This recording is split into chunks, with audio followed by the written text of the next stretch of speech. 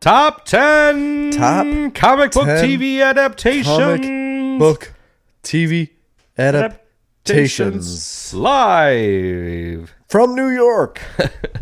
We're going to do our top 10 right now. We're going to do 5 bonus honorable mentions. Yes, we is. But that's going to be Patreon exclusive. Patreon. Oh, there it was. Right out in front of you. We did that last week. It was funny. I thought it was funny. Almost got it. Almost had there it. There it is. Almost had it. You got to pay the piper. Anyway, that was ridiculous. All right. So, but for free, you can enjoy our top 10. Yes, for which free. Which is the most important part. It is. But the honorable mentions is the most fun part. Is it ever? Is it ever? All right. I'm going to start off. Okay. Number 10. Number 10. Marvel's Agents of S.H.I.E.L.D. Oh, my goodness. I love this show. It is I thought it would be way higher. Unfortunately, it just ended. It is Marvel's attempt at a action, drama, soap opera, comic book TV show tie-in that was meant to like tie in all the movies into this common TV thread. And I really respect what they tried to do. It worked for a little bit, and then they finally gave up on that and just kind of went and did their own thing. And when they did that, it got better. The show got better. And they did a lot of interesting things throughout that show. Like they bring in like B-level characters that wouldn't be able to make it in the movie world, like Deathlock and like Ghost Rider. Obviously, there was a lot of Ghost Rider. But right. Ghost Rider on Agents of S.H.I.E.L.D., they had a whole season on. He's better. He's the best portrayal of Ghost Rider we've ever had. He's awesome. Yeah. And they created new characters. And I love Nicolas Cage, but it is way better in this show. Yeah. And Agent Coulson, I mean, I can't remember the guy's name now. But the guy that plays him, he's incredible. And it's just a show I've always enjoyed watching, but it was one of those shows like if I missed an episode here or there, you couldn't really because it's all continuing storyline. Like in a soap opera fashion, every season has a theme and you can't really miss an episode. You have no idea what's going on if you do. But I'd always like bank them up on my DVR and then you could kill like a whole day just catching up. But it's one of those like if you go to the refrigerator to get like some cottage cheese. Yes. Like you don't need to pause it. You know what I mean? Right. I get that. So, I mean, I don't think it was like the best show in the world, but it was one that I enjoyed. I would call it a guilty pleasure. I honestly think it was really well done, and the effects and the budgets and everything and the acting was pretty special. The last season was really good. Or actually, I haven't watched the last season. I'm sorry. The one before that was really good when they're like lost in space, essentially, like on like another planet. So that's where I've ended.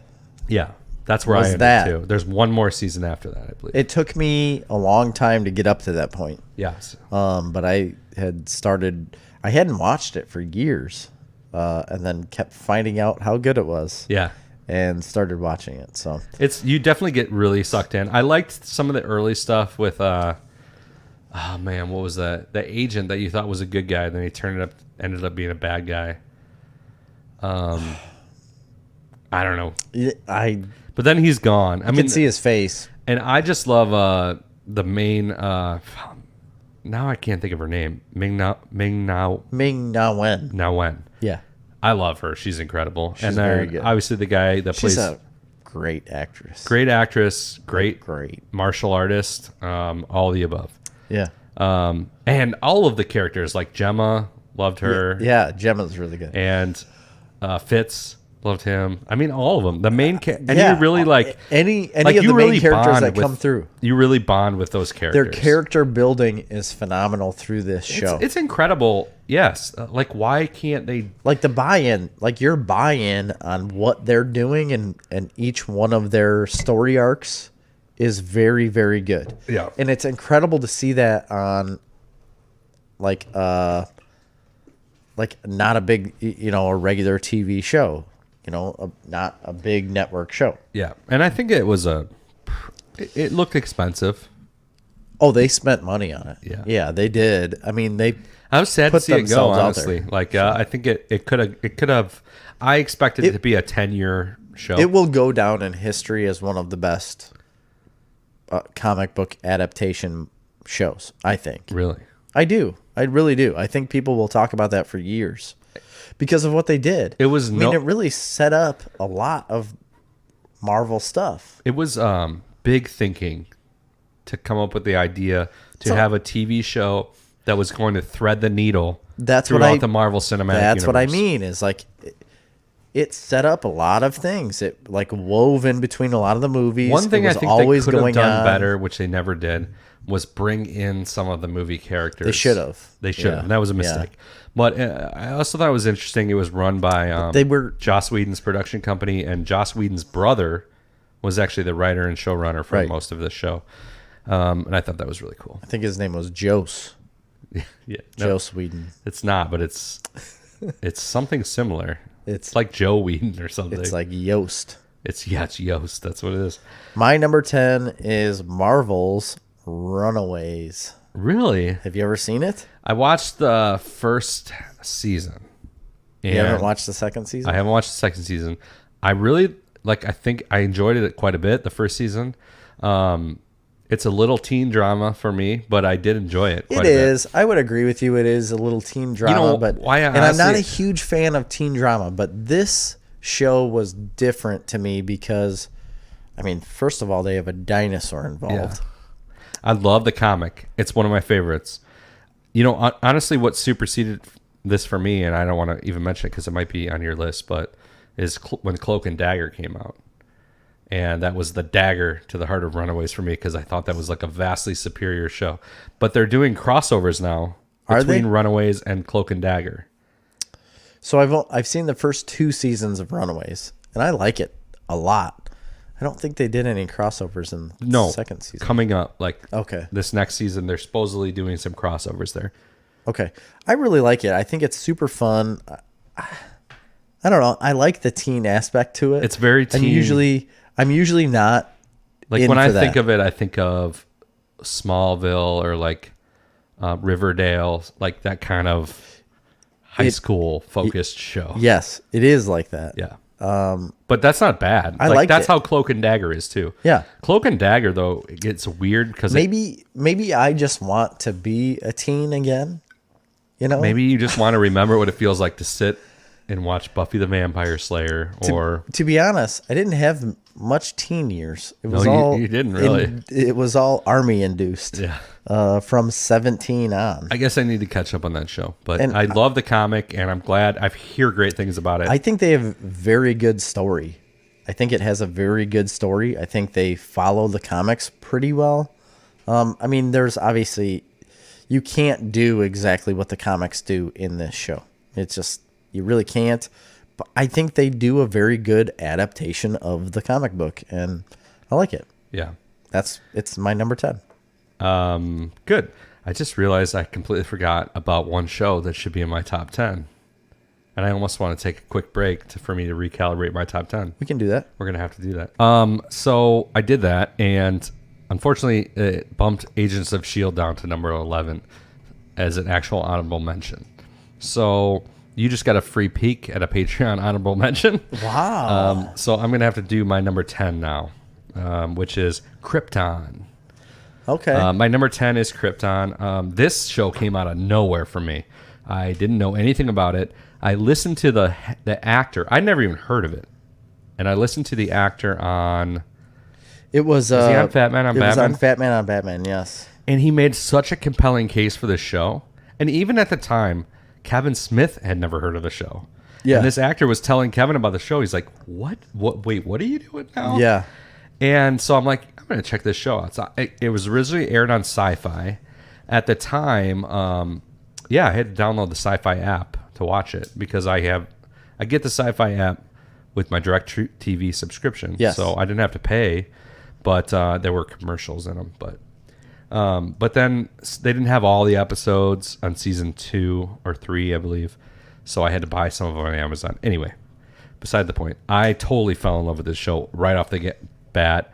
was obsessed with it. It's the only thing I could watch. I binge watched I think there were 2 seasons available. That's it. That's And all they then did. They canceled the show, unfortunately, which is crazy to me. But put that aside, and I was raving to you about it. I'm like, this show is incredible. Yeah. It is. And I watched it. It's comic book adjacent because Superman's kind of a silent character in it, and the fact that this show is set on Krypton. In the past, there's a character that travels back from the present in order to save Superman. He needs to save Superman's grandfather. Yes. Who's young in this show. And what follows after that is a incredible drama, a bit soap opera-y at times, but a fun sci-fi adventure drama that really keeps you on the edge of your seat and has one of the best portrayals of comic book villains maybe that there is in how they do Brainiac. Yeah. Who's incredible in this show. And it brings in some weird off-the-wall characters from the DC universe. And they even in the last season they do Lobo. And it's so interesting and weird how they do it. It's a really great show. I wish it wouldn't have got it canceled. I give total props to Sci-Fi for not only making amazing content and shows over the course of the last 10 years, but for that one in particular, that show in particular, but also throwing the money that's necessary to it. Now, I don't think Sci-Fi produced the show. I think they just bought the show. But yeah, I don't care what happened, but it was very good foresight in Sci-Fi's mind to grab that show and put it where it was at. Because of what the climate of viewers are at right now. Unfortunately, right? I don't know that it did all that well, but it must not have because they canceled it after 2 seasons. But it should have. I just don't think it had the reach because it was Sci-Fi. Total issue there. But seeing as how it wasn't owned by Sci-Fi, I don't believe it was just aired there. This show would have a perfect home on the DC network. It should have been Max. And it still could if their fan base is out there clamoring for it. I don't know that that's happening, unfortunately, because I just don't think it had that kind of reach. But it's that kind of a show that I think is powerful enough that it's one of those underdog shows that people could really get into and want more of and demand more of. And it's the kind of show that comes back. And this has happened in Sci-Fi before. The Expanse got clamored for, and it came back on Netflix. So it's possible we could see it happen. So that's my number 10. I guess we'll just flip-flop places. You can do your number 9 then. Yeah, my number 9 was Krypton. Oh, really? So, yeah. I didn't watch it for a long time until you started talking about it a lot. I didn't even know you watched it. Well, I never brought it up on the show just because we had talked about it so much, and I thought it would be overdone if we talked about Krypton constantly when it was a sci-fi show that people weren't watching. Nobody is going to watch. And you talked about it a lot, but I completely agree with you where when I first watched the first season especially, it came out of nowhere. When I watched it, I was like, I did not expect to see. This has no right to be this good. Yes, the production of it is unbelievable, and all the actors, but the main character, I can't remember his name. I don't know either, but it's very good. I've never been a huge Superman guy.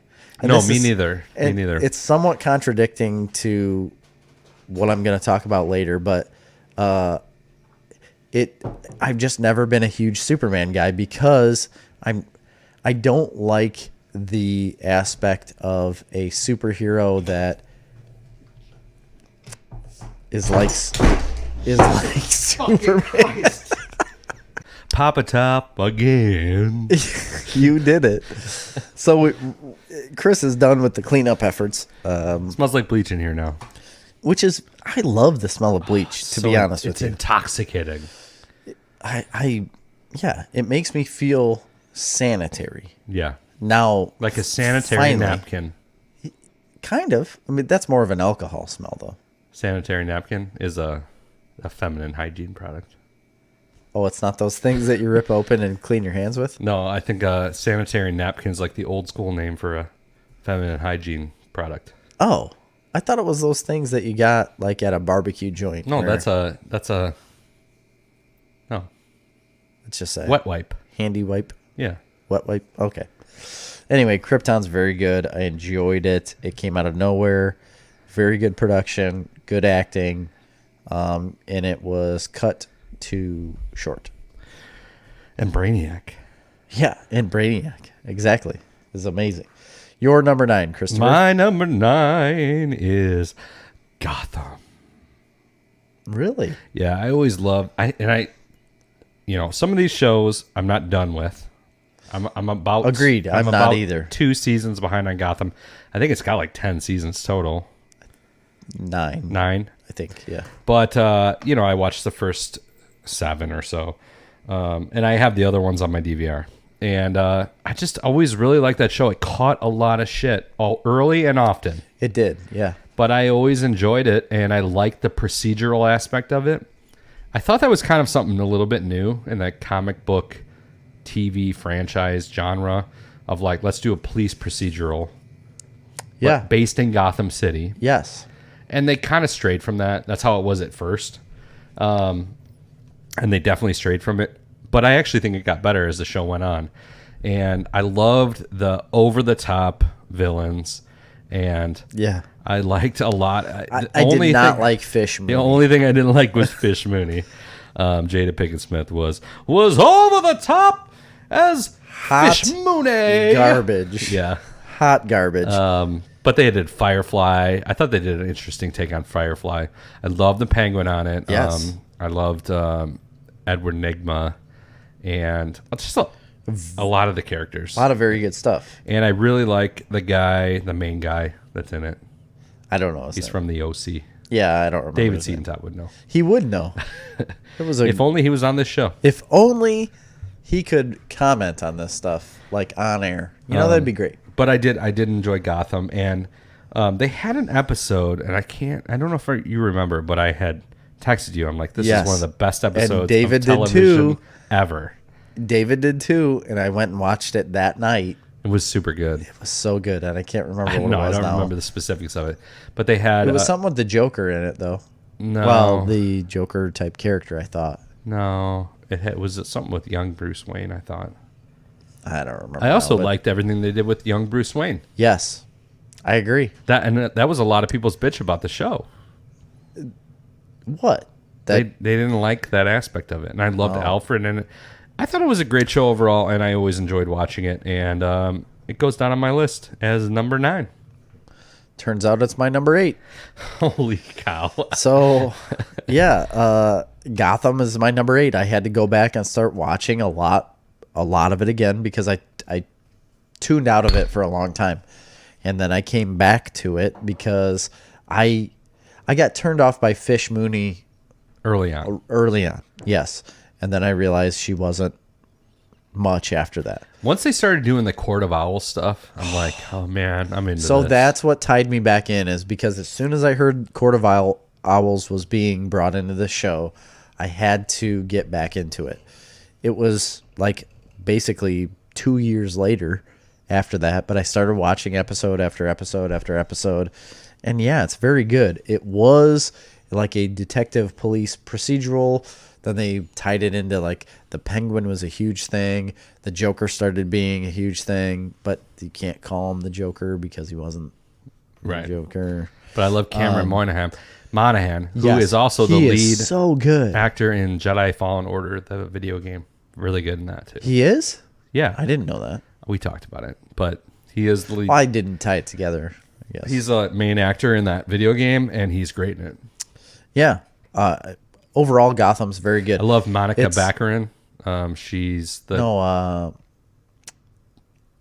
it's not Monica. It's Morena. Morena, yeah. Baccarin. Baccarin or whatever. Yeah. She's the doctor. She's also in Firefly And Homeland, and Homeland and which is a Deadpool. phenomenal show. Forgot about Deadpool. Yeah, and Deadpool. But I just love her from Firefly. I mean, She's good in everything. She's a very good actress, but she's very good in Gotham. she was in a great show too. That was a very short-lived show. It was a remake. It was called V. And she's in Firefly.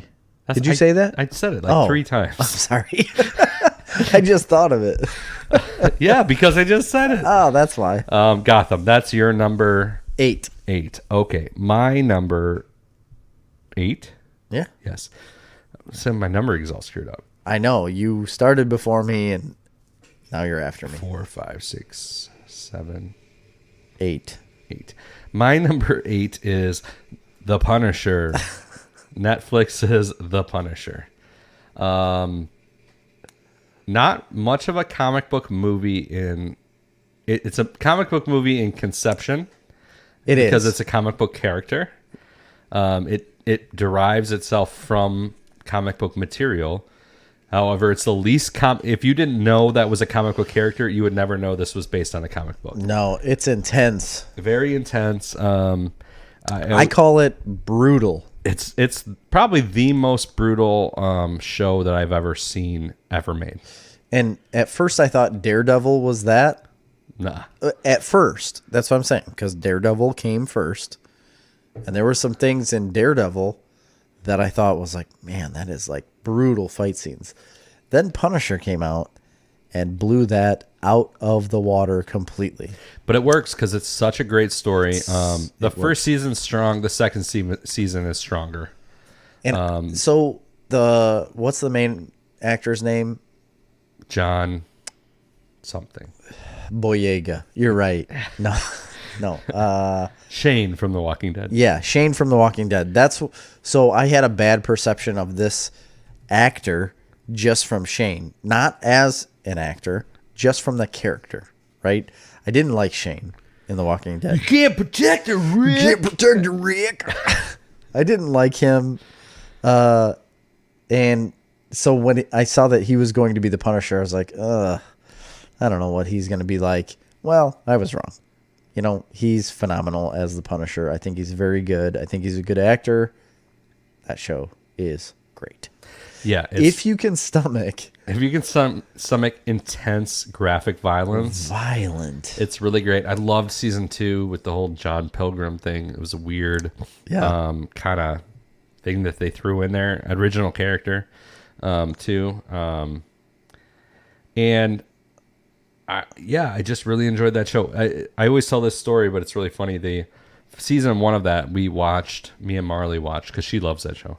Yeah. We watched in the hospital as we were having Sky, our second child, and we were watching it while you got a lot of downtime when you're going to have a kid. Yep. Especially when it's scheduled like ours was. So like after we had the baby and before, we're watching this show, but every time, and I brought my Fire Stick, and that's how we were watching. Sure. But every time the nurses would come in, we'd pause it real quick because it was terribly violent. Yeah. After like hours of this, days of this. Yeah. Just a lot of screaming. The nurses come in and they're just like, okay, what is going on? Because every time we walk in, you guys are scrambling to like pause this show. I'm like, Marla's like, we're watching the show The Punisher. It's crazy violent. They're like torturing people all the time. Yeah. And like, it's just, we don't want you to see what's going on. And they're like, and the lady had no idea. She's like, what's a Netflix? But that's where we watched the whole first season, was in the hospital. Like we binged it over the 2 or 3 days we were there having the baby. Yeah. And I love, by the way, the time in the hospital having a baby. I do too. It's like a vacation. It's amazing. Everybody brings you food. You don't have to do anything. You just sit there or you watch TV. You're not expected to be at work. You're not expected to do anything. This is why people hate dads. Like the dad part of having a baby is frowned upon because of this. Why? Like what we're talking about. I mean, I fed the kids. I did all this stuff. Well, I get that, but you didn't have the child. Well, right, but that's the point. Yeah. Like you go to the hospital to have a child, and the big, main focus is the woman having the child, which I completely agree with. Like that's an incredible thing. I am not capable of it physically, mentally, emotionally. Like I'm not capable of any of that, obviously. Right. But in the dad role, I'm fully capable of that, and I love it. I am like a nervous wreck at the hospital before the child was born. I was, honestly. Like I handled childbirth just fine, like being there, watching it, like all that stuff. Oh, yeah. But I get really like, I got really nervous, like for Amy's health and well-being. Well, that happened with our first because Marley was having a really rough time, and like there was a time when she crashed out. They had to call a code in. They had to come and like give her something to like restart her, or not restart her heart, because it wasn't that serious. But yeah, like she had like low blood pressure, really high blood pressure. High. Okay, and they gave her like magnesium and something else, and it like when they were trying to give her the epidural. It lowers or raises your blood pressure. Something bad happened. Yeah. To where everybody was running and they were shouting at me to get out of the room, and they were like hitting code buttons on the wall.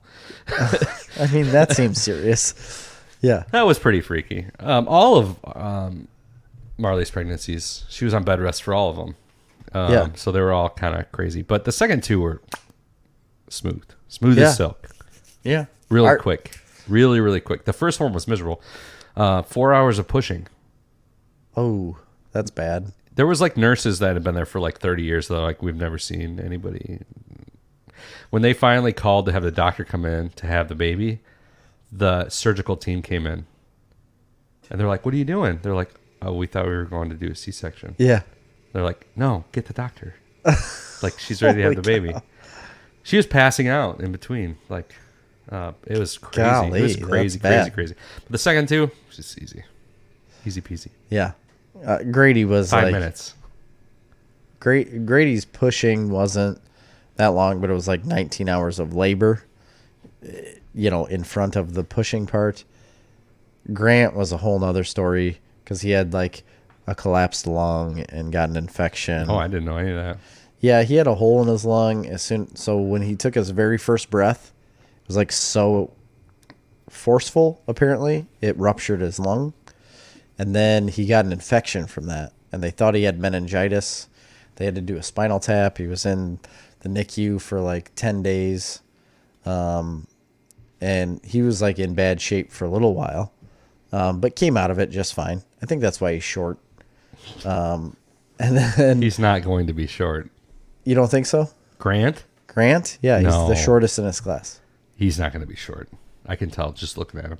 Really? He's going to be tall. He's the shortest. Grady's going to be short. You think so? Yeah.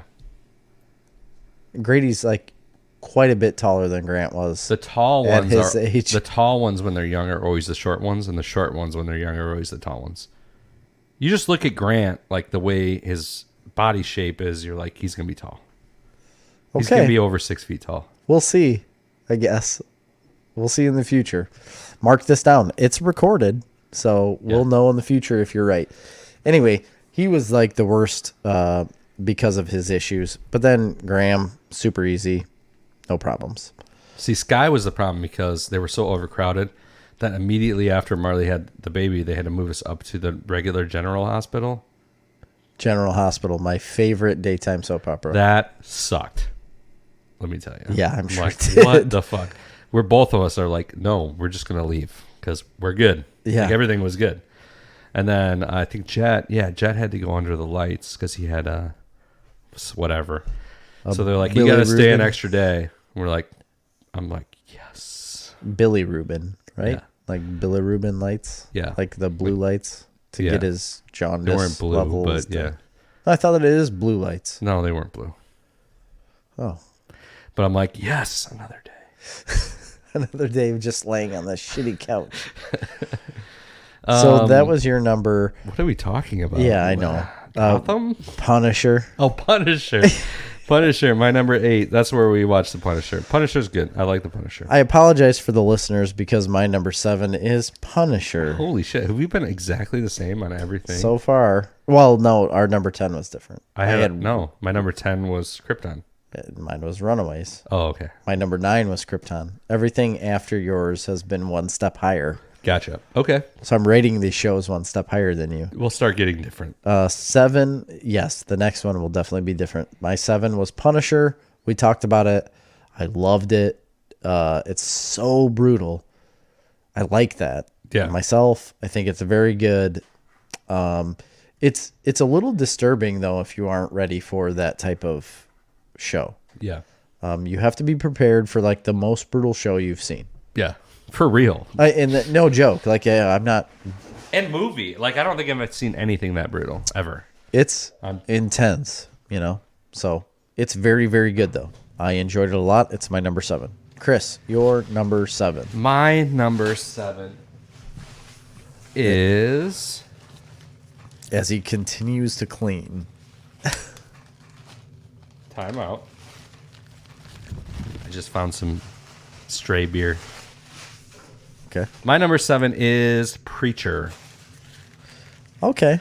So, full disclosure, I've only watched the first season.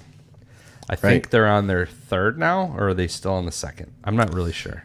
No, they're going on 3. They're going... Or have they done 3? I'm not sure. I've only watched the first season. I loved the first season. I thought it was really fun and interesting, and it really sucked me in. But it's not like for the casual observer.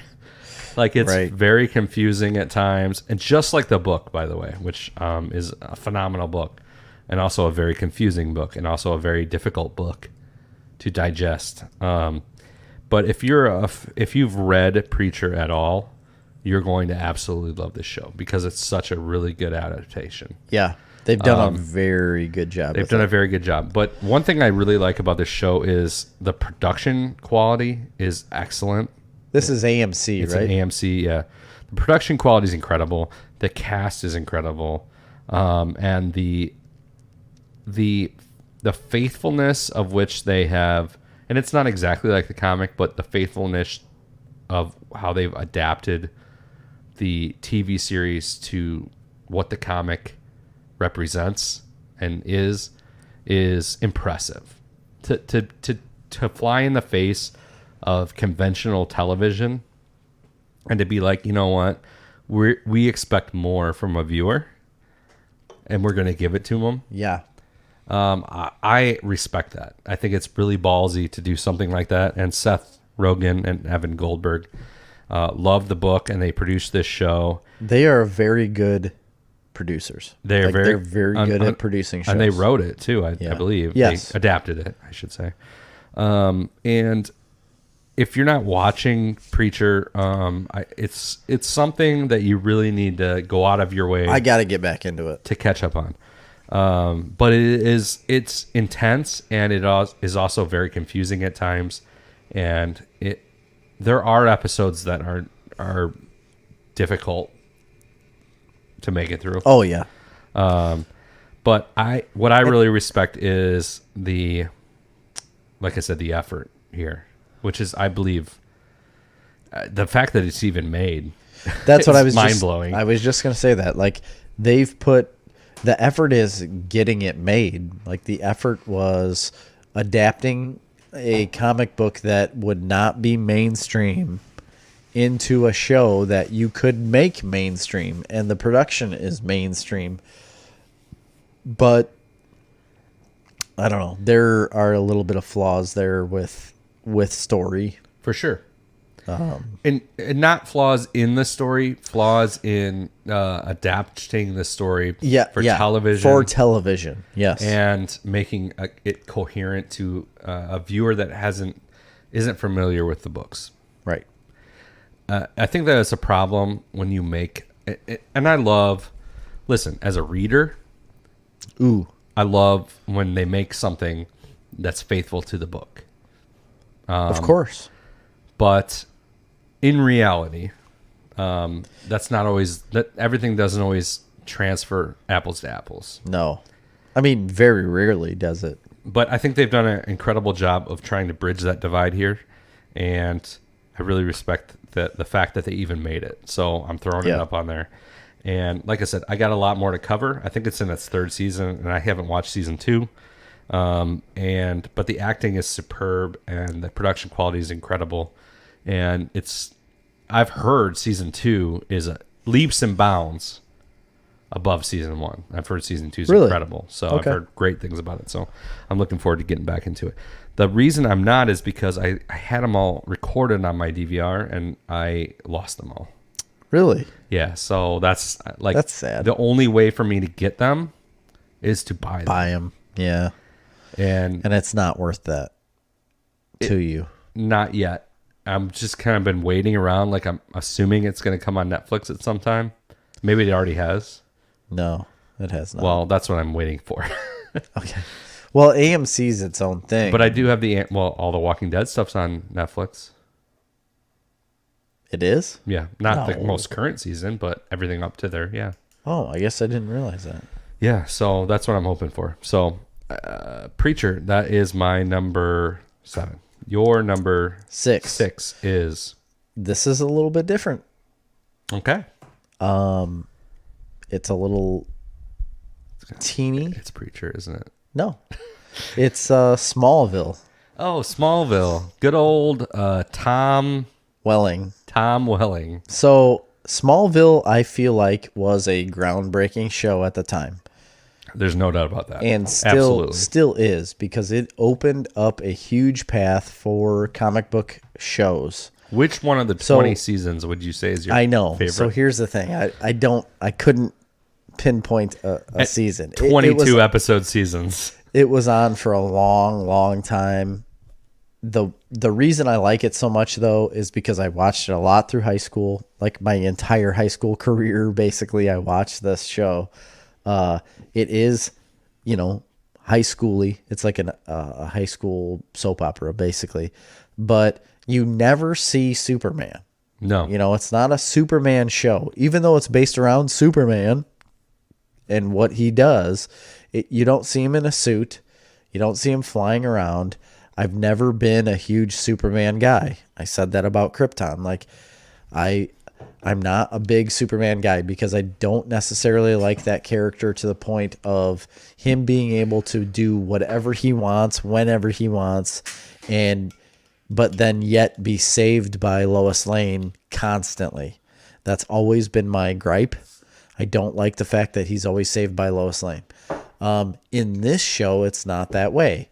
Like it's portrayed differently. He's showing doing him the saving, but it's just showing him not growing always, up. Actually, no, it's just showing him growing up as a young man. I love Michael Rosenbaum. Yes, Michael Rosenbaum as Lex Luthor. Yeah. He's Lex Luthor, right? Yeah, he's really good. And Chloe. And what's his name? Something Snyder. Tom Snyder. He's the dad. He was Dukes of Hazzard. I like the girl who played Chloe, and then I liked Lana Lang. Yeah, Lana Lang's very good. Bueno. I like the Snyder guy because he's got my name. He's basically my cousin. Anyway, Smallville it definitely was broke like that. Broke the mold. It was like the first thing that came after Buffy. Yeah. That was a comic book thing that was that big. That was as big as Buffy and paved a way for like Agents of S.H.I.E.L.D. and other shows. So, would you consider Buffy a comic book? It is. Show? After the fact. They made a comic book after that was a show? Yeah. Oh, then no. Because that would be in my top 5 if it was. Yeah, no. If they made a comic book after the movie or after the show was made, no. Okay. No. Because I love Buffy. I thought that was a comic book before the show. In fact, if Buffy counted, it would be my number 2. I would agree. It's phenomenal. Yeah. But I'm going to not count it because I don't have it on my list. Well, and if the comic book was made afterwards, the comic book was definitely afterwards. All right, so my number 6 then? Yes. Is Batman 66, Adam West. No kidding. Yeah. I mean, come on, guys. This is it. I know. This isn't the first show. Superman was before that. Also Green Hornet was out at the time. But Batman 66 really took hold of the cultural zeitgeist at the time.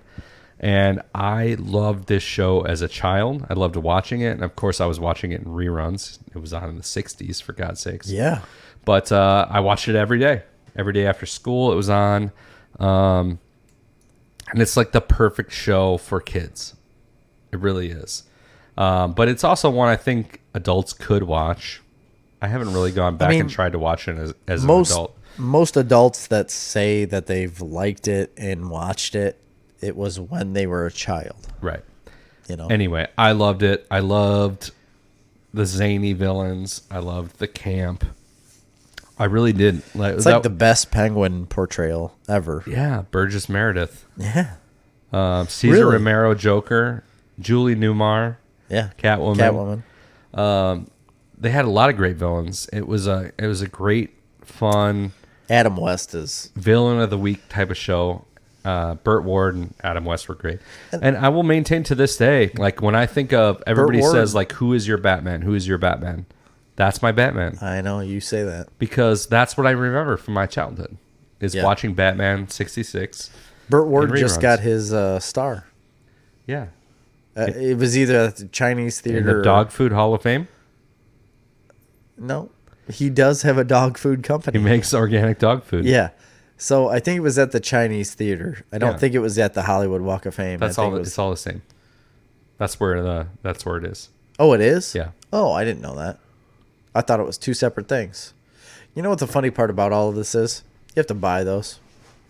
Yeah, you have to have a committee of people that like petition for your behalf, and then you have to purchase them. Yeah, that's goofy. And it's like $35,000. Yeah, but I think usually like the people that are nominating you pay for it. Oh, really? I don't know. You don't have a clue. Batman 66, I absolutely love, and it's such a landmark show in comic book history because it's really the first thing and the most important thing to take comic books from kids stuff to family entertainment. Because I know at the time in the 60s, adults were watching that show and enjoying it. Oh, yeah, for sure. In reruns, it became a bit of a kid's show. But at the time, that was a family show. Yeah, just because, like, the cultural norm. Now, it did changed. probably hurt Batman at times throughout the lifespan of the Batman character. It kind of made Batman into a little more childish character than he necessarily needed to be. Yeah, I agree. But nonetheless, it's a very entertaining show. It's totally watchable today, by the way. The production value is like you can watch that show now, and it is watchable. Oh, yeah. Yeah. And I think like my kids would watch it and enjoy it. I think Grady and Grant and all of them would very much enjoy that if I could find it. Your number 5. Hey, we're in the big time now. We're in the top 5. Top 5 comic book TV adaptation of all time. This is the definitive collection. This is it. My number 5. Yes. The Walking Dead. The Walking Dead. I've never been a huge Walking Dead fan, right? And it was always in the later seasons. But the first 4 seasons, 5 seasons at least, I did watch it all the time. Where did you fall off? Because they're on like 8 now. Isn't it over? I thought it was over. No, it's not over. Oh, it's not over till it's over, right? Right. No, dude, it's just getting started. Yeah, well, whatever. They got like 3 new shows coming on, and they got like 4 movies. Unbelievable. Yeah, it's huge. It's still the number 1 show on TV. It is? I'm pretty sure, yeah. I didn't know that. But either way, I fell off, I think, around the 5th season. Just because it was the same thing. What was the storyline, though? It was the one after the governor. You didn't watch the whole Negan stuff? I started the Negan stuff. Where he crushed his head? The 6th season? I don't know what the season numbers are, but that's the one where the end of the season is where he's figuring out who you're going to crush his head. Yeah. And then the beginning of the next season, you find out who he battered to death. No, I don't think I watched that. Holy shit, dude. That like took the nation by storm. Oh, I know. Had like 25 million views or watches. I wasn't one of them. that episode, I think, had more Maybe I did. I more can't than remember. the Super Bowl. Wasn't it the orange guy? Like the guy with the orange beard that he crushed his head? Well, I'm not going to spoil it. Well, I just did. Because I think I'm right. No, he killed that guy. He did kill that guy, but that wasn't the big reveal. No, it was something else. Anyway, go ahead. So I guess it was the season. No, it would have been the season before that. So I did see the season with Negan. So it would have been two seasons. Many seasons with Negan. The first one, I'm saying. Okay. Like the very first one that he's in. Yeah. I saw that. I don't think I saw the season of the reveal. Okay. I don't know. I fell out of it just because I felt like it was the same story over and over and over and over again on TV, and it lost my attention.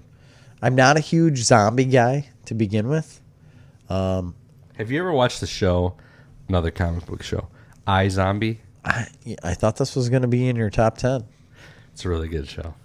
It's not in my top 10, though. Yeah, I really thought it was going to be. No, it's a really good show, though. I know. A lot of people say that. And right. You've talked about it a lot. I have. Anyway. But anyway, Walking Dead set a precedence, and it was the first of its kind again. It put AMC on the map. And Robert Kirkman's such a good dude, man. Kirkman is amazing. I want to be that guy. He's so amazing. He's such a good guy. I feel like we could be that guy. He's so cool. He's just like a normal dude from Kentucky. I know. He really is. And he still is. But he's like a billionaire. And he went out on a limb to do what he wanted to do in comic books. He didn't set out to make movies and TV shows. And now he's making all the TV shows. He set out to make a comic book. He's making an Invincible movie and TV show. I know. He's got a new show on Stars right now that's based on a comic of his that I don't even know. It's called Outland, I think. I don't know. He's amazing. He's done a lot of good things, and he worked at a hardware store and then quit that job. Until he was 30. Yeah, and then he quit that job and lived in a basement to write comic books and ended up being where he's at now. Yes. Pretty amazing. My number 5 is Arrow. Arrow. Yes. It's the first of my Berlanti verse. Okay. I've loved Arrow since the very beginning. I like Stephen Amell. He's amazing. Yeah. I follow him on Twitter. I follow him on Instagram. He's the best person to follow on Twitter and Instagram. Is he really? He's so positive and fun and funny and a family guy. He's a great dude. I know he's also a great actor, by the way. He sells wine. Oh, does he? Yeah. You've never seen that on Instagram? No, I never noticed that. Oh, yeah. There's every once in a while he's up there talking about his wine that he sells. It was the first of the Berlantiverse shows. I've always loved the Green Arrow as a character. That actually, for me, goes back to Kevin Smith's run on Quiver. Yep. But ever since then, I've really enjoyed that character. I liked the idea that they took with his show of taking a rather ridiculous character and really it really is, and mainstreaming it and making it modern and relatable and taking extremely good looking people and putting them into a show, right? Like him and Felicity. Yeah. Yeah. She's very good looking. And I like what's her name? Oracle. Not Oracle. Yeah. Speedy? No, the Barbara Gordon. No, isn't it Oracle? Oracle is Barbara Gordon. No, it isn't. The blonde haired with glasses. That's Felicity. Yeah, but isn't she called something else? I don't think so. Yeah, I thought she was. I don't know. Anyway. But yeah, okay. Yes, that's the woman I may be thinking of. I just love this show. I love what they did. Everything they did with, especially that whole run through they did with Deathstroke. It was great. That's pretty good. From top to bottom, it's a soap opera, guys. It's a soap opera show, but it's super enjoyable. And the drama is really well done. The show is well produced.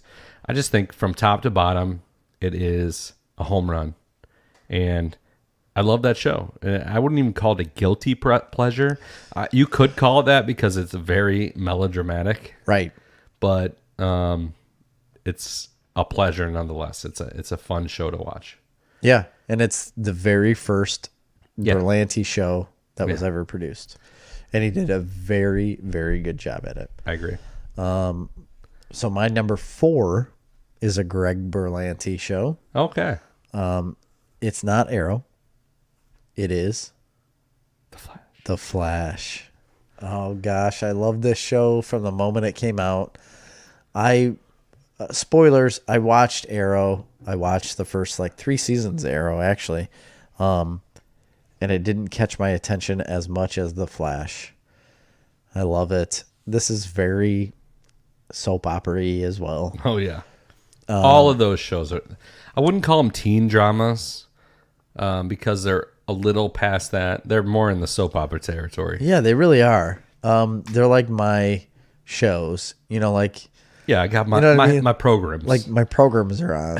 I gotta watch them. And I was that way. By the way, these shows have done more for taking comic book medium mainstream than anything probably prior in history. Greg Berlanti has set the precedence for comic book shows. He's probably 100% responsible for taking the reach of not only these characters, but comic book characters and superhero characters in general, and stretching it out to a female audience. To the general public. To a general public. To I mean, everybody. even you could say that a lot of theatrical releases have hundreds of millions of dollars worth of sales, but you are not reaching the general public. You really aren't. Yeah. And you're not The reaching CW a different audience. That's my point. I different know. audience. It is a different audience, but even you can reach a 40-year-old man and a teenage girl at the same time. Yes. And they do it. Yeah. They all do it. And they... Shit, my mom watches them. Yes. She loves them. Anybody of any age can like these shows, I think. I've always liked them for multiple different things. I like them because of the storyline that tied into the comic books. Well, and you love the attention to detail with the comic book properties. So the Easter eggs. That's what I love. They're full of Easter eggs. Yes, that's what I love. But they're not not like Agents of S.H.I.E.L.D. So Agents of S.H.I.E.L.D. was also full of Easter eggs, but you had to have insider knowledge to really know what was going on. Not with Berlanti shows. They have the Easter eggs, take them or leave them. But what hooked me on The Flash was the very first season, and this will be a spoiler. If you haven't seen it yet, you need to go see it. But I am going to spoil the ending real quick because he finally goes back in time to try to save his mom. And it blows me away at how much emotion and heart you can have in an episode that you think is like a soap opera or like a teen soap opera at most. It affected me. I remember I went to Vegas to visit my sister, and I brought my computer, and I was like, I've got to watch the end of Flash real quick. Hang on. I stopped everything when we were on this vacation to watch the last few episodes of Flash to catch up on it. And I remember being emotionally affected by these episodes because of what he was doing. And it's just it's good acting. I think Grant Gustin is a very good actor for what he has to do, in the shows. But then going back in time, I don't know, it was just the thing. Going back in time, seeing your mom, his dad was already in jail. It was just the situation he was put in with the capabilities that he has. I think anybody would do that, try to do what he did. I don't know. I loved it. And then, what's the guy's name? You know him. Vibe. No. Reverse Flash. Oh, Tom Cavanaugh. God freaking Cavanaugh. Tom Cavanaugh. Ed. That's the show he was on before this. Yeah. That's the only other show I remember in my from. Top 10 favorite TV shows of all time. Ed. So Tom Cavanaugh can chew up the scenery and eat every Yeah. scene he's in because Love he's Monkey the best himself. actor that you're going to see in this show. He's so great. He's phenomenal. I love him. I don't care if they overplay his character in every single season, Yeah. which they do. I want him to, because he's so good. He's so good. He's very good at everything he does. I love The Flash. I think it's, for me personally, I think it's the best Berlanti-verse show that he's done. And I will stand by that. It's my number 4. All right. My number 4 is Doom Patrol. Doom Patrol DC. I fell in love with this show immediately. Yeah. I was excited for it coming out. I love the comic book run. I love Grant Morrison. I saw the previews for it. I said, that looks really hokey. Yes, it did. And then it comes out. Everything about it looked cheese. Yeah. And it is. In a way, it is cheese. But I kept watching, and it grows to be like one of the most hilarious and complex, super complex, and nuanced shows that I've ever seen. And it was, I think of this a lot in my life. Like, I'm constantly striving to find something new and different. So I think about this with food all the time. Like, I just want to try a flavor that I've never even, like, I have no reference point for. Like, I want to eat something that when I eat it, I'm just like, I've never had anything like that. Like, that just blows my mind. Like a kumquat or a passion fruit. Just something that's so completely different. And when I saw this show, I'm like, this is so different. This is so completely different than anything I've seen before. What they're going for, this weird mix of humor and drama. So do you feel like this is the comic book renaissance of shows? Like, where it's redoing, like, For sure. Like flipping the script. So we had like a Smallville, and then we have the new CW stuff with the Berlanti-verse, and now we have the new, like, streaming version of what comic book shows can be. I believe so, yeah. I think we're definitely in the renaissance right now. But even so we had the CW, but then we have the AMC type Preacher shows and Walking Dead, and then we go one step above and go DC, Netflix type shows. Definitely. Yeah. No doubt about it. I agree. But I think Doom Patrol was such a breath of fresh air in a world, especially in the comic book world, where you started to get a little stale and see a lot of the same, and you get something that comes out there and just flips the script totally. But it's easy to look at it and be like, oh, that looks cheap or that looks chintzy. And it's you have to just go with that, the because amazing it is thing the is show. The meta attributes of this show. It's Not like everybody's meta, though. It's like a show within Like a show I am. within a show. And Alan Tudyk in this show is incredible. This is where I fell back in love with Brendan Fraser. Yes. All the And you don't characters- even really see him after the second episode. right. He's just, the What the fuck? that's all he does. But then He's it gets just towards like the the robot end, and man. you're just like, man, what the fuck? Am I on mushrooms Yeah. right now? Have I eaten some sort of psychedelic? But it's so entertaining and so good. And like a lot of the stuff they did with Matt, I can't remember his name. He's Larry. Yeah. Some of the stuff they I did don't with know. him, like deal with, Hang on. We stopped recording. It said disc too low. Haven't had this in a while. We're at 2 hours and 22 minutes, by the way. we got a long way to go. I know. What are we going to do? Record it. It's midnight, and I got to work tomorrow, and I'm starting to get drunk. I can't remember his name. He's Larry. Yeah. Okay, right there. Yeah, we gotta go. He's Larry. Anyway, we'll try and speed up here because we're running out of time. But Doom Patrol is amazing, fantastic. My number 4, I absolutely love it. I can't believe I forgot about it initially on my list. Yeah. But I had to rearrange my whole list to make room for it, and it's great. I love the DC shows. Doom Patrol was great. Swamp Thing was a really fun show. Had some issues, but it's still a fun show. And Could have been good. And I started watching Titans, which I was loving. I need to watch that. And I haven't show. gotten further into it, and I need to because it really seems great.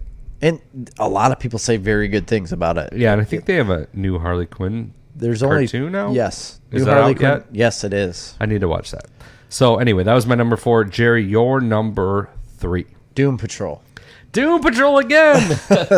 Yeah, I loved the show. It was amazing. It was a very groundbreaking You got to show. get through like the first 4 episodes. You know, but take them for what they are. Yeah, totally. I mean, But like the first 2. yeah, the first 2, it's so much character At some setup because point, you have they to go understand. down a goat's No, a donkey's mouth. They literally dive through a donkey's mouth. I think that's the 3rd episode, 3rd or 4th. And that's where it really starts to get But fun. Either way, like I said, just take it for what it is when you're watching it because it's insane. Yes. You just come into it and think like, this is not a show I will ever see again. This is It's not a show insanity. you're going to see on ABC, right?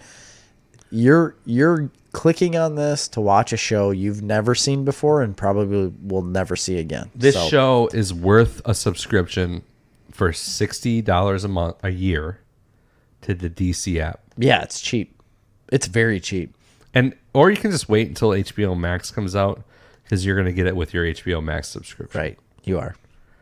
You're number 3. My number 3 is Jessica Jones. Okay. Now we're getting serious. Yeah, we are getting serious. We're getting serious. We're getting Netflix serious. I'm Netflix, and I'm going to just take a shit all over everything. Yeah. I'm literally going to ruin every other show that's ever been produced. There's a case for this to be higher. I have it at number 3 because I think my number 1 and 2 are better. This is an extremely good show. This works on every level. I really want to know what you have that's higher than this. It's hard to beat this, but it works on every single level as a show. It aspires to attract every viewing demographic that exists. It has incredible character development. It has incredible nuance. It has David Tennant.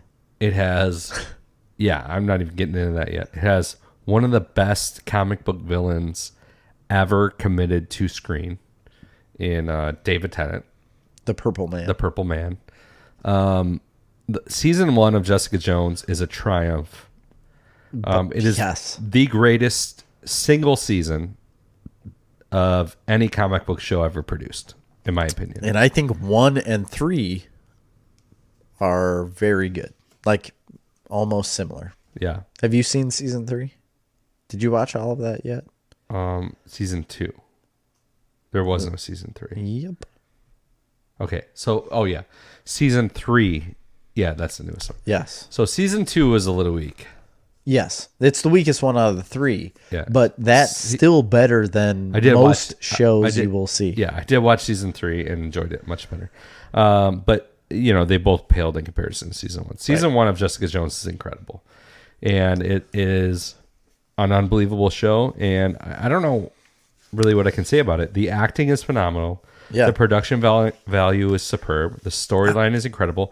But mostly the character development is really on point. And, you know, it's really a perfect example of what the genre of comic books can bring be. to television. Yes.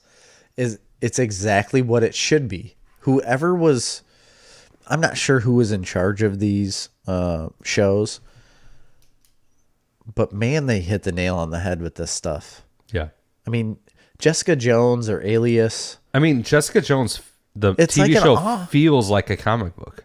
It Like, absolutely does. The way that you're inside of characters' heads and the way that you understand what they're feeling. Who would have thought, though, that they could bring the Alias comic book to life in this way. I mean, no, I would have it's not expected that mainstream. I It's would not have mainstream expected at them all. to bring it back to as as a detective of the week. Yeah. As a I didn't expect them to bring it back at all. right. But if they did, I would have thought they would have brought it back more as a procedural. Yeah. And they didn't do that. No, they didn't do They that at all. brought it back as melodrama where you're inside of the characters' minds and you're experiencing emotional stuff with them. Which is And amazing. they really, really, really did a great Like job here. serious emotional issues with the villain where you're tied in, like the main character is emotionally tied into the villain in a way that I don't know, like you hate him, but yet you sympathize with both of them. And you hate during Jessica it. Jones at times, yeah. and then you love her at other times. Exactly. Like it's a weird dynamic there between the villain and the main character. And to have a heroine that's that unlikable, She's got issues, you know? but you can't help but like her or root for her. It's weird. And then a it's big a good thing with show. this character, if you dive deep into her, is like she was an X-Men at one point.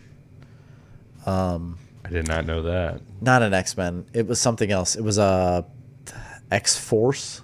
Okay. X-Force, I think. It wasn't X-Men. She's not a mutant, though. Yes, she is. No, she is not. She has... Yes. No, she was given powers like in a lab. She's not a mutant. She was on a team of mutant-type people Okay. that wasn't called X-Men, but it was... I think it was X-Force. She's in multiple other comic books as another name. As like a superhero name. I can't remember what it is off the bat. I should have done my homework. Okay. I've never heard of that. So You haven't? No. Yes, absolutely she was. Well, Jessica Jones is my number 2, which Oh. is the next one. Okay, that's your number 2. Okay. Yeah. So that's why I just keep talking about her because it's amazing. Like the whole first season is unbelievable. The second season was weaker, but the third season brings it back on The second par. season was rough. On par was- with the first season. I mean, it's rough in comparison to what the first season was, but in comparison to what other comic book shows is, it's still better. Oh yeah, like it was I better think than like the story was just a little weak with the second season is all, yeah. I think. But the characters are the same. But that's enough. Jessica Jones. My number 2 was Jessica Jones. Your number 2 is My number 2 is my favorite comic book character of all time, Daredevil. Daredevil. This was the first Netflix show. This is the thing I've been most excited about of anything for Yeah. a long, long time. Yes. And when it came out, I was blown away and I wasn't blown away by Daredevil. That's the amazing part about it. So this show comes out, it just changes the game as far as comic book portrayals in anything in general, because while in the books for a long time, although I've never seen it done with Kingpin specifically, there's been a long lineage of sympathetic villains. But when it came to television portrayals, that's never really happened before. So this show comes out, and I was already in the bag for it. And so you get such a brilliant portrayal of Daredevil, and the action, and the fighting, and the kung fu, and So amazing. all that stuff. You get a brilliant portrayal there, but then he turns out he's not really the main character. The main character is Kingpin, the villain. Yes. And you get what I still maintain is one of the greatest performances of all time, and that's Vincent D'Onofrio as Kingpin in Daredevil Season 1. Probably the best portrayal of a villain in live action adaptation of all time. Maybe a close second would be Kilgrave in Jessica Jones. Yes. But Marvel's really doing it right here. A lot of people say Joker now. But it still doesn't pales. Honestly, in no. comparison to I me. mean, so the Dark Knight Joker is different because it's a movie, a movie adaptation. But for a TV show, this villain is probably the greatest. Absolutely. So I fell in love with this show. I loved it. Season 1. Season 2, I wasn't a huge fan of, to be honest. That was the one with Punisher and Elektra. I really wasn't a huge fan of season 2. Season 3, I thought was phenomenal. I loved season 3. Absolutely. They totally brought it back. They did some amazing stuff there. They did some all right stuff with the Defenders.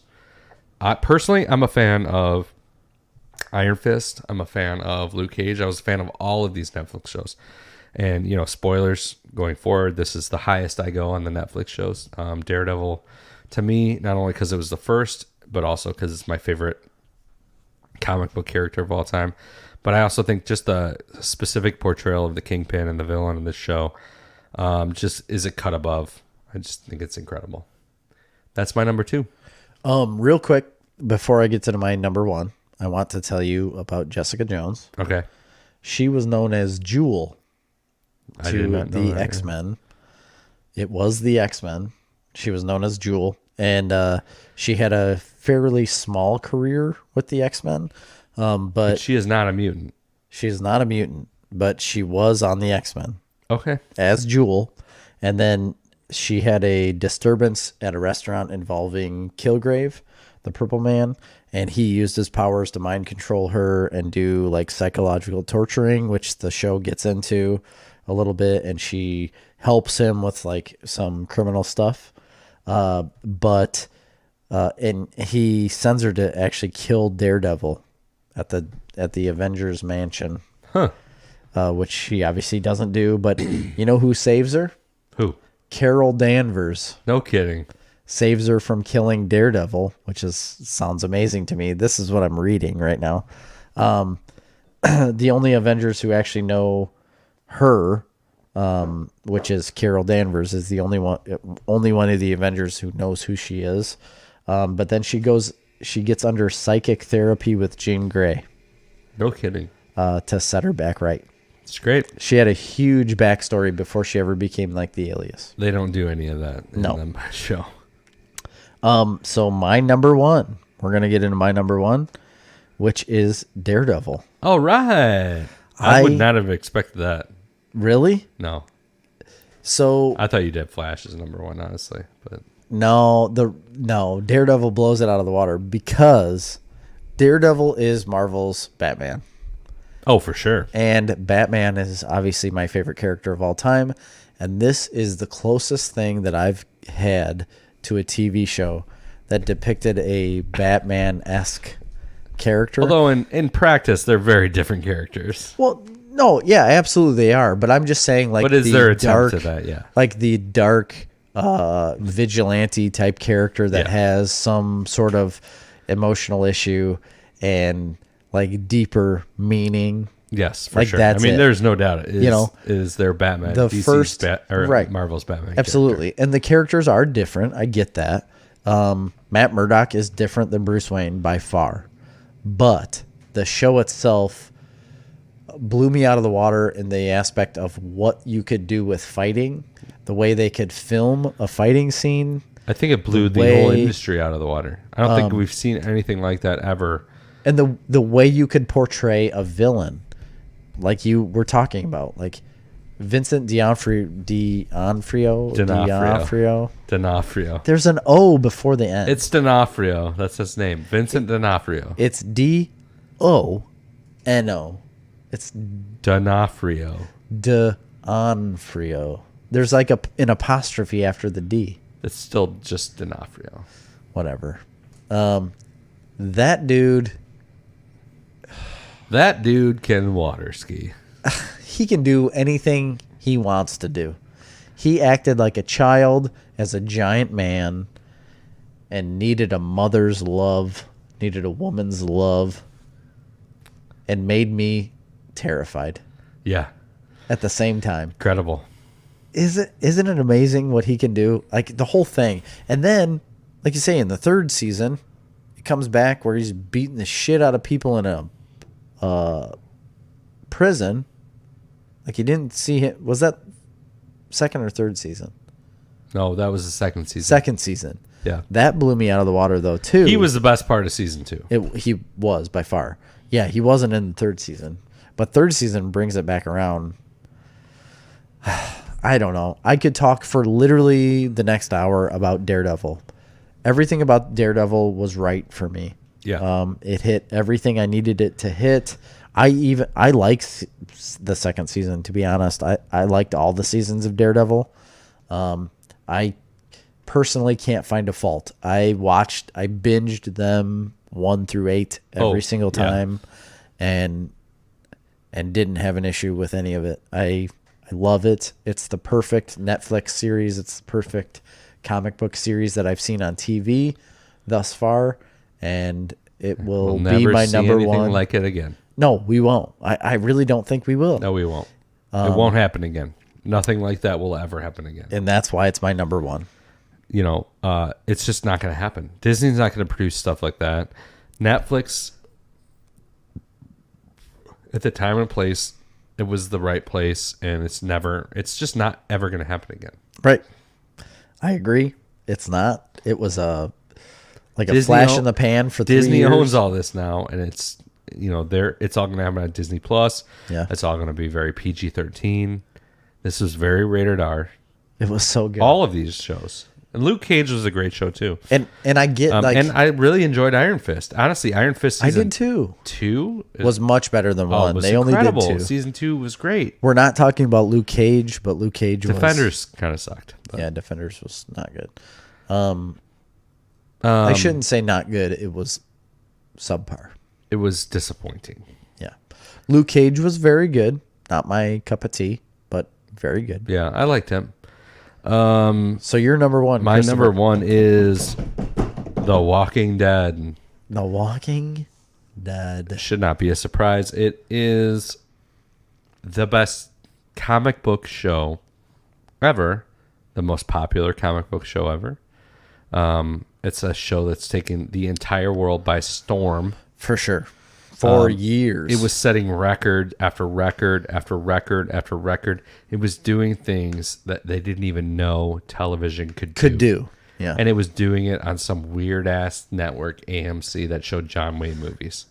So, The Walking Dead made AMC. Oh, absolutely. But to get 25, 30, 40 million viewers... Well, I take that back. Per episode... Breaking Bad made AMC.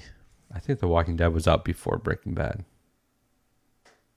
I don't think so. I don't know. The Breaking Bad wasn't an overly popular show when it was on. Well, that's true. Walking Dead was setting records for viewership. The Walking Dead was a show that just changed the game for television. And it's ushered in a whole new era that's allowed us to see cool things like Preacher. It's allowed us to see amazing shows like Into the Badlands. It allowed us to see Netflix, Daredevil, Jessica Jones, Luke Cage. This is the show that's responsible for all of that happening. Yes. If that didn't happen, nothing else would have happened. This is, but on top of that, other than being groundbreaking and breaking records and doing everything that it needs to do, it was an amazing show. I mean, it's a show. The beauty of The Walking Dead is it's not a zombie show. It's a show about survivors with zombies. With zombies as a kind of background existential threat.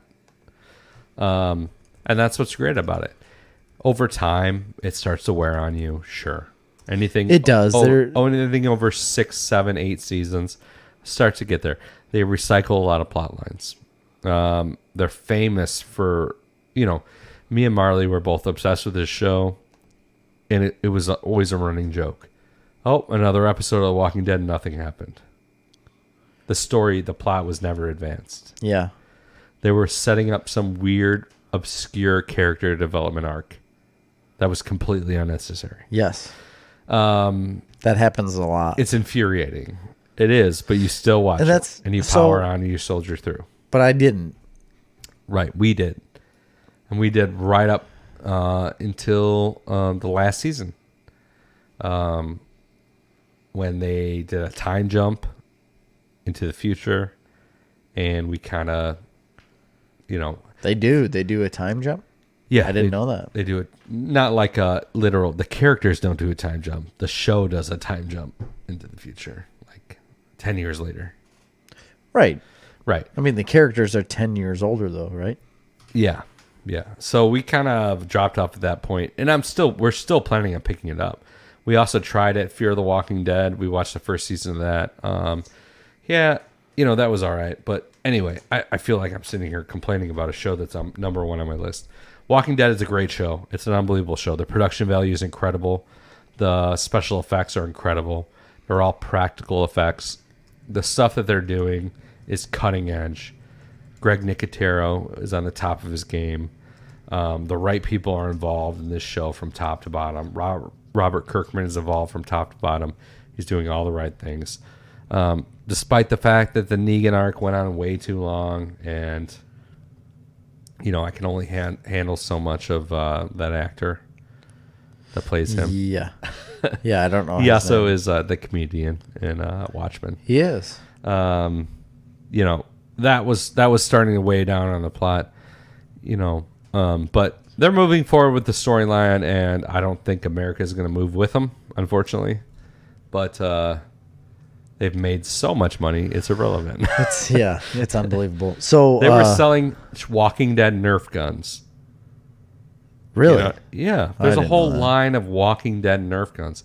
There's a whole line of Walking Dead card games. There's a whole line of Walking Dead board games.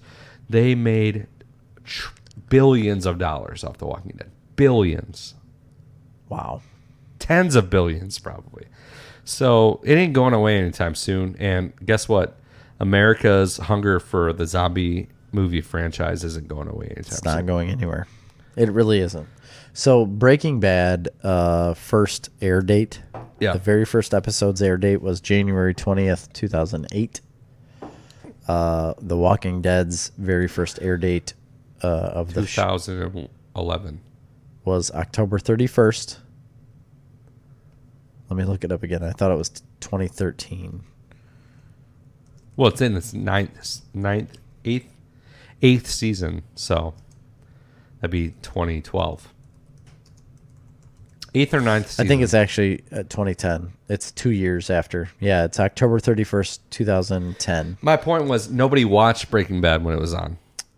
It was not a popular show. I mean, after 2 years after it was on, they did. Yeah, but it wasn't. It was a show. Right. The Walking Dead was a sensation. Yes. It was pulling down Super Bowl numbers. Yeah. It's like nothing that's ever happened before. Right. They had a whole show, after show, about the show because the show was that popular. Right. And I know they did that with Breaking Bad later on, but they only did it because it worked on The Walking Dead. Yeah. I agree. So it was unbelievable. It was something that you never thought you'd see in television ever happen again in an age when we're already to the point where Netflix is already out. We're already getting the disjointedness of all these different networks. Right. To see a phenomenon on a cable network is incredible. Yeah. So I'm saying it's my favorite because I love it and I love that show and I love the characters and I love the arc and I'm invested in the story. But what I'm really also saying is that like it is the most impactful comic book show that's ever existed. Wow. Well, it is. It's huge. It's undebatable. That's huge.